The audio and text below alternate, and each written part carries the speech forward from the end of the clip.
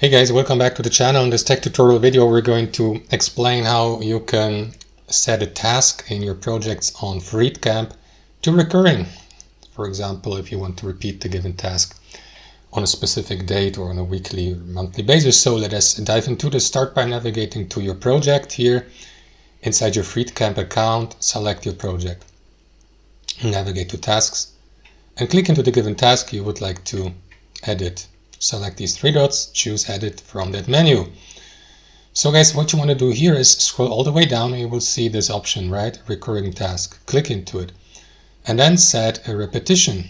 Repeats every day, ends after 7 repetitions, but you can change the frequency here from daily to weekly, monthly, yearly. I will go with weekly. Set the day of the week. Let us repeat the given task every Wednesday and Friday. Don't know if that's possible. Yeah, you will need to check these checkboxes, right? So let us leave Wednesday and Friday, right? And then how many weeks? So it's not only for 1 week, let's say for the entire month, so 4 weeks.